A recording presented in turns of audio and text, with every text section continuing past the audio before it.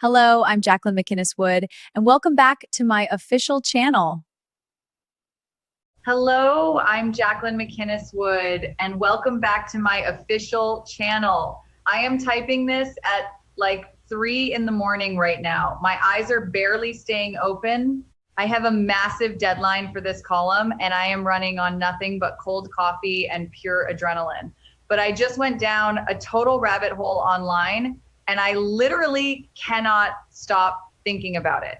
So you are getting my raw, unfiltered thoughts today. No fancy editing, no perfect grammar, just me dumping everything in my brain onto the page because this new fan theory is literally keeping me awake and I need to talk about it right now before my brain explodes. So the bold and the beautiful spoilers say that fans have a new theory about Melissa Dillon, and it's one that's going to completely blow your mind. That's because there is heavy speculation suggesting Dillon might actually be the love child of Sheila Carter and Massimo Marone. Yes, you heard me right. Massimo Marone. Let that sink in for a second. Just let it process. Because when I first read it, I thought it was crazy. But the more I think about it, the more it makes perfect sense. Pure soapy perfection. Let us go back in time for a minute. Back to 2003. A wild time on the show. There's a possibility that Sheila might have had a baby with Massimo back in 2003. And that baby turned out to be Dillon? That certainly makes sense. I mean, otherwise, why would someone like Dillon just show up suddenly in this fictional town of Los Angeles if she didn't have a connection to one of the main characters, right? That is soap opera rule number one. Nobody is just a random person. Everybody is connected. Dillon has to fit in this Spencer, Logan, and Forrester family tree somewhere. She just has to. And think about Massimo Marone for a second. He was Ridge's biological father, played by the absolute legend Joseph Mascolo. He was ruthless. He was a billionaire. He had shipping lines. He did not take crap from anyone. He was a force of nature. And back in 2003, he had a brief thing with Sheila Carter. Sheila was totally crazy back then. Well, she is still crazy now, but back then it was a different kind of unhinged. She was kidnapping people and holding them hostage. And during all that chaos, she ended up pregnant, or at least she said she did. So in 2003, Sheila had a baby. She claimed it was Massimo's kid. The baby was named Diana Carter. But then Sheila just vanished. She took the baby and disappeared into the night. She went on the run like she always does. And because she vanished so fast, there were no tests taken, no DNA tests, nothing to prove if Massimo was really the dad or not. The baby was just gone. And we never really heard about Diana again. Fast forward to now, years and years later, and this girl Dillon shows up in Los Angeles out of nowhere, claiming to be a broke art teacher, claiming to have nothing. It goes without saying that the Bold and the Beautiful fans certainly did have a lot to say about the matter and where this storyline might be headed should that rumor be true.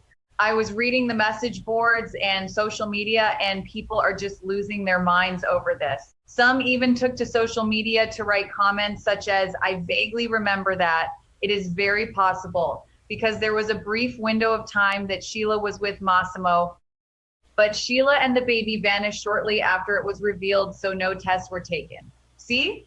The fans remember. The hardcore fans always remember the history, but not everyone remembers. Another critic wrote, "I don't remember Sheila and Massimo being a thing, but I could just have a gap in my memory of that time." And that is totally fair. 2003 was a long time ago. A lot of crazy stuff happened on this show back then. It is hard to keep track of every single hookup and kidnapping and secret baby. Sometimes the writers even forget their own history. But this is a massive piece of history just sitting there waiting to be used, waiting to be blown up. And then there was this comment as well. A fan wrote, "Not a fan of the possibility though. We've had the long lost Sheila child relatively recently with Finn. And as much as I would have loved to see Massimo back on the canvas, Joseph Mascolo is dead, and I can't see anyone else playing him, just like no one but Darlene Conley could ever be Sally Spectra Sr. And honestly, I get that. I really do. The whole surprise Sheila is your mom storyline was just done with John Finnegan. Do we really need to do it again? Is it too repetitive? But here is why I think the Dylan theory works, even if we already have Finn. Finn is a good guy. He is a doctor. He saves lives. He has Lee Finnegan's morals. He was raised right. He is basically a saint most of the time. Even when he briefly forgave Sheila, he snapped out of it. But Dylan is different. Dylan is showing some seriously shady behavior right now. She is not a saint. She is a survivor, and she is willing to play dirty. She is a bad seed, and that makes her so much more interesting as Sheila's daughter than Finn ever was. Let's look at what Dylan is doing right now at Forrester Creations. She knows a massive secret. She knows that Ivy Forrester stole Elektra's letter. She overheard Ivy and Daphne Walton talking about it in private. Dylan was literally peeking in the doorway and listening to every word. She knows that Ivy manipulated Will Spencer and Elektra's whole breakup. Ivy put Will's broken necklace on Elektra's desk to make Elektra think Will was done with her. It was pure evil genius. And Dylan knows all of it, every single detail. But what does Dylan do with this information? Does she tell the truth? Does she go to Will and say, hey, your aunt ruined your relationship? Does she help Will and Elektra get back together? No, absolutely not. She keeps her mouth shut. She uses the situation to her own advantage. She wants Will for herself, so she stays quiet. She even tells Will that she loves him. She is literally building a relationship with the Spencer man on a massive foundation of lies. That is pure Sheila Carter behavior. That is pure Massimo Marone ruthless behavior. She is looking out for number one. And the craziest part of all of this is Steffi Forrester Finnegan. Think about Steffi for a second. Steffi hates Sheila. Steffi is terrified of Sheila. Steffi has spent years trying to protect her family from Sheila. She literally took a bullet from Sheila. And what did Steffi just do? She felt sorry for Dylan. She felt guilty because a job offer fell through. So Steffi hired Dylan to be the new receptionist at Forrester Creation. Steffi gave her a job. Steffi literally invited a Trojan horse right into the heart of Forrester Creations. If Dylan is really Diana Marone, then Steffi just hired Sheila's daughter. She gave her a desk. She gave her access to the building. She gave her a front row seat to all the Forrester family drama. Steffi is going to absolutely lose her mind when she finds out. She is going to feel so betrayed and so stupid. Steffi hates being played, and she is being played so hard right now. And Steffi is already losing her mind anyway. Have you seen what is happening with Taylor Hayes and Deacon Sharp? It is a total disaster. Steffi just got back from her short overnight camping trip with Finn and the kids. She walked into the Cliff House and found the upstairs bedroom door completely broken, smashed in, because Sheila kicked it down with a butcher knife. Yes, a butcher knife. Sheila was standing over Taylor with a weapon. Steffi confronted Taylor about what happened, and Taylor actually confessed. Taylor admitted that Deacon was there. Taylor had Deacon at the house while Steffi was gone. In Steffi's house, Steffi went absolutely ballistic. She ripped into Taylor. She yelled at her for disobeying her orders. She yelled at her for putting the whole family in grave danger. Steffi knows how dangerous Sheila is. Steffi knows that Sheila will kill to protect what is hers. But Taylor is being so delusional right now, it is actually hard to watch. Taylor insists that they are safe. Taylor thinks Sheila didn't see Deacon because Deacon jumped out the window naked and hid in the bushes. So Taylor thinks the secret is safe. Taylor is even planning to have more secret dates with Deacon. She told Deacon on the phone that they just need to be more careful. It is like Taylor wants to get murdered. She is totally underestimating Sheila. She is living in a fantasy world because Sheila knows. Sheila isn't stupid. Sheila is a lot of things, but she is not dumb. Sheila went back to Il Giardino after the Cliff House incident. She saw a pizza box. And the minute she saw that Il Giardino pizza box, she flashed back. She flashed back to the delivery box she saw on the kitchen table at the Cliff House when she walked in. She connected the dots instantly. She realized Deacon was the mystery man. She realized her husband is sleeping with her former therapist. So Sheila is furious, but she isn't screaming. She isn't throwing things. She is covering her tracks. She went home and woke Deacon up from his fake sleep on the couch. She acted completely normal. She told him all about breaking the door down. She listened to his vague lies about having a fake dinner with Hope. She is letting him think he got away with it. She is playing the long game, but inside she is plotting a massive psychological revenge. She is deeply humiliated, and she is going to make them pay. She is reverting to her old sinister self. So imagine this scenario. Sheila is plotting revenge against Taylor and Deacon and Steffi, and right at this exact moment, her long-lost daughter Dylan is working at Steffi's company. Dylan is perfectly positioned to help Sheila destroy the Forresters from the inside. They could team up. It would be the ultimate mother-daughter villain duo. Sheila could use Dylan to get access to Steffi's files, or to plant evidence, or to just cause chaos. The potential for destruction is off the charts. And think about where Dylan was working before she got the job at Forrester Creations. She was working at Il Giardino. She was washing dishes at Il Giardino. Deacon's restaurant, Sheila's husband's restaurant. Was that an accident? Was it just a coincidence that Dylan ended up working at the exact place owned by her mother's husband? I don't think so. There are no coincidences on a soap opera. I think Dylan knew exactly what she was doing. I think she was spying on them. Maybe Dylan came to Los Angeles to find her mother. Maybe she tracked Sheila down to the restaurant, but she didn't reveal herself right away. She wanted to observe. She wanted to see what kind of life Sheila had. And what did she see? She saw Sheila married to Deacon. She saw Deacon sneaking around. Dylan probably knows more than anyone realizes. She is a fly on the wall.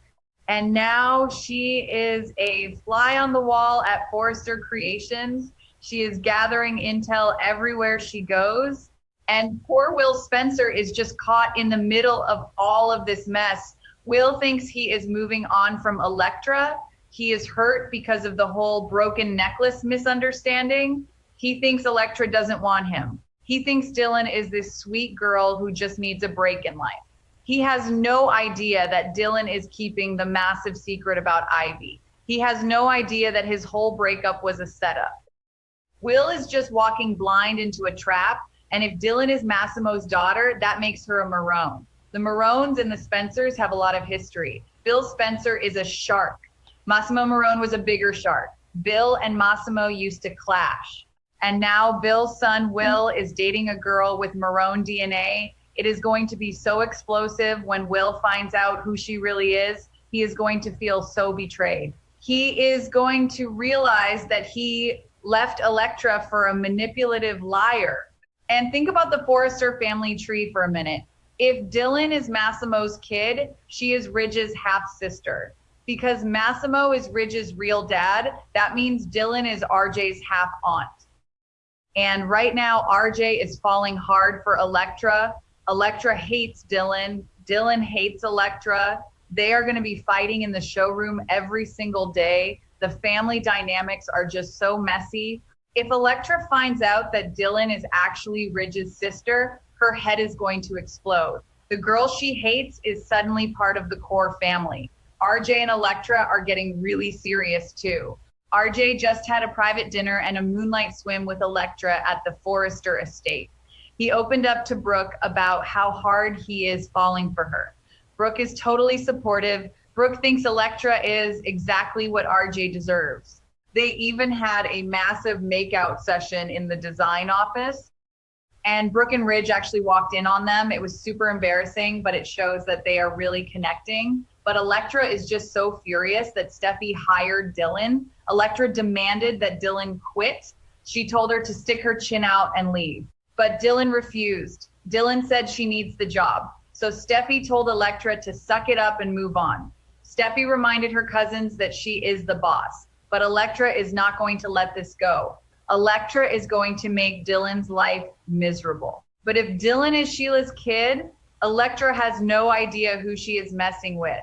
Dylan will destroy her. And while all this is happening, we have the massive corporate war going on. Brooke and Ridge are actively sabotaging Katie and Bill. Katie is trying to launch her fashion house with Eric's design. Bill is backing her up.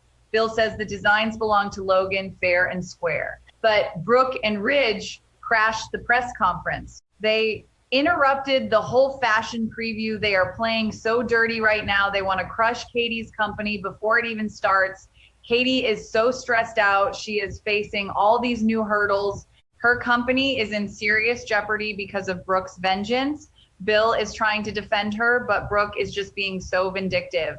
It is a total mess. The sister feud is out of control. And if a Marone heir suddenly pops up in the middle of this fashion war, it could change the whole balance of power. What if Dylan decides she wants a piece of the pie? What if she claims her Marone inheritance and buys into the company? And we absolutely cannot forget about Hope Logan Spencer in all of this. Hope is sweating bullets right now. She agreed to cover for Deacon. She agreed to be his fake alibi so he could go sleep with Taylor. But Hope is a terrible liar. She always has been. Sheila interrogated her about the dinner, and Hope stumbled through the whole thing. She was awkward and uncomfortable. Sheila completely saw right through it. Sheila knows Hope is lying to her face. Hope is terrified for her dad. She knows what Sheila is capable of.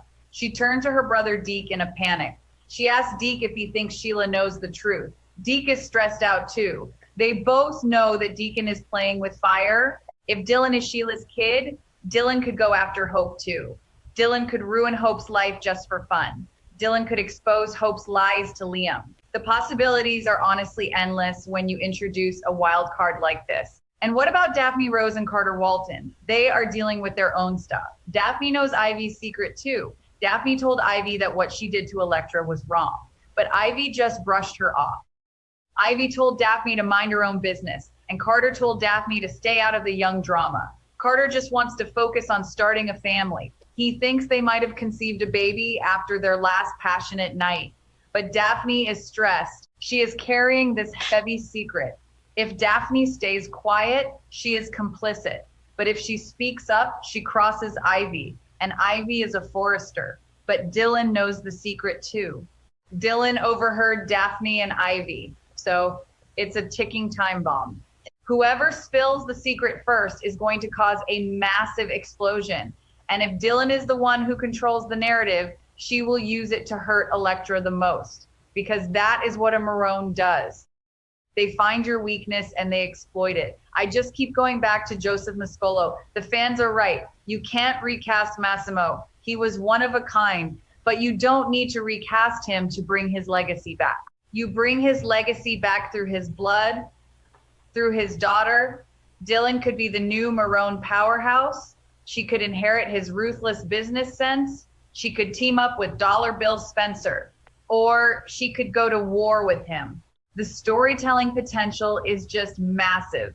It gives the writers so much material to work with for the next 5 years, and it gives Sheila a real ally. Sheila always says she has nobody left but Deacon. She told Lee Finnegan that Deacon is her whole world, but now Deacon has betrayed her. Deacon has humiliated her in the worst way possible by sleeping with the woman she hates the most, Taylor Hayes. So Sheila is going to feel completely alone until she finds out she has a daughter right here in town, a daughter who is just as devious as she is. It is the perfect setup for a new reign of terror. I know this is a massive rant. My fingers are actually cramping from typing so fast on this keyboard. I need to go to sleep. But I had to get all these thoughts out to you guys. The Dylan being Diana Marone theory just makes too much sense. It ties everything together perfectly.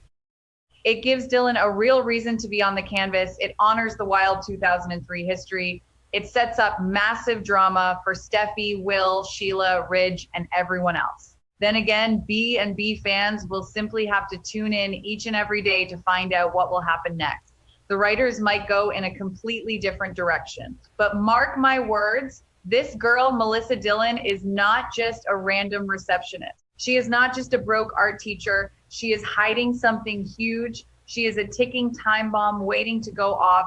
And when she does, the fallout is going to change Los Angeles forever. Thanks for reading my late night crazy thoughts. Let me know what you guys think in the comments. Am I crazy, or is this theory actually